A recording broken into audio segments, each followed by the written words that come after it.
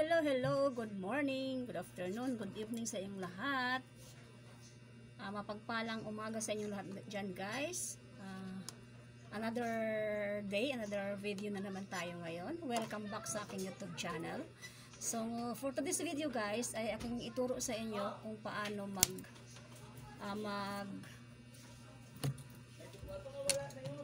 mag-repair nito guys. Sobrang laki na jacket. So may ano na tayo dito. May marking na tayo dito guys. So ayan. Dito tayo magbawas sa balikat kasi wala namang ibang paraan yan kung paano siya paliitan. So let's get started mga kabonso, mga kananay katatay. FTV TV.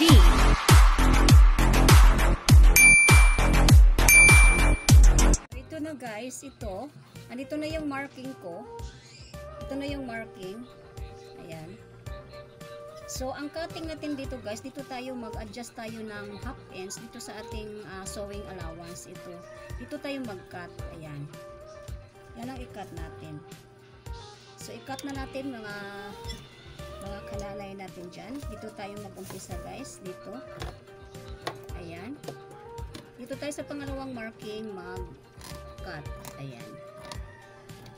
Ayan. And then, para mapantay natin yung kabla, ipantay natin tong shoulder niya mga kananay. Ito. Yan, ito. Yan. Tapos, i-flat natin ito. Andito yung marking. So, i-marking natin siya.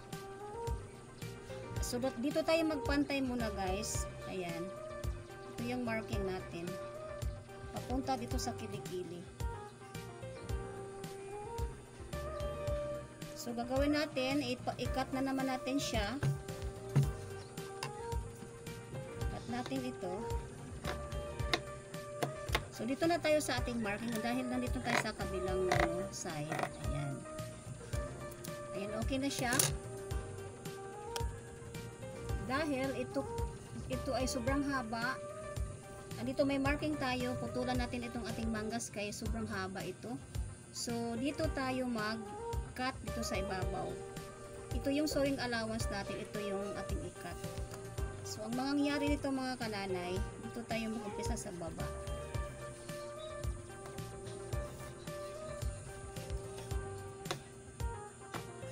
Yan.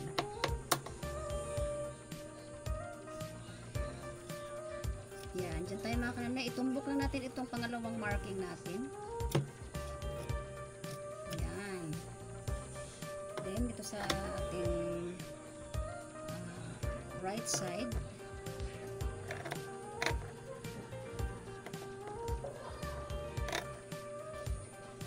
Ayun. Ayun na siya mga kananay. So, lagyan natin ng tanda ito. Lagyan natin ng nuts ito. Para di tayo maligaw. Ayan, dito tayo sa kabila mga kananay dito. I-cut na naman natin ito. Ito yung front ng ating arm nga guys. Ito. Dito tayo. Ayan.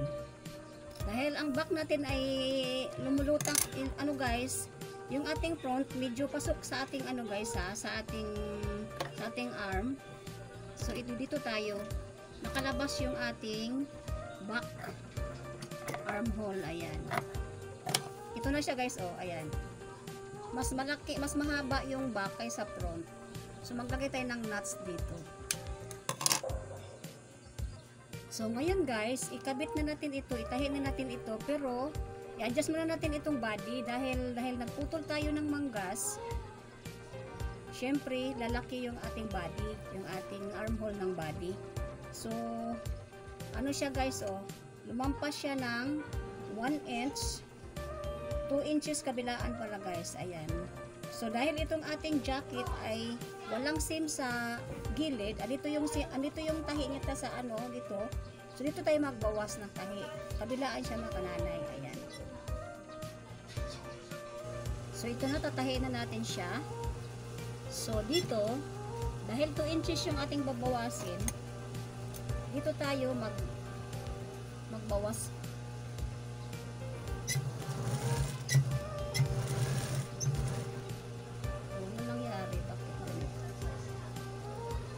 So dito tayo magbawas mga kananay.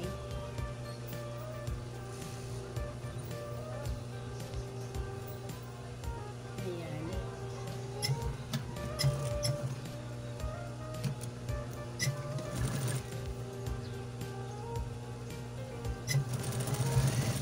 Ayan, bawasan natin to para magtama yung ating ano.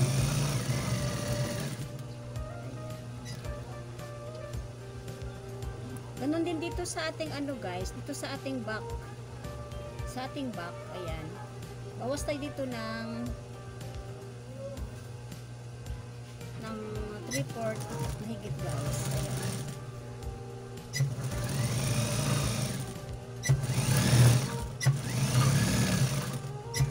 Ayan. Guys, see you next video guys. Ang pagkabit ng ating manggas mamaya guys. So, dito lang po ang ating video. Abangan ang ating pagkabit ng manggas.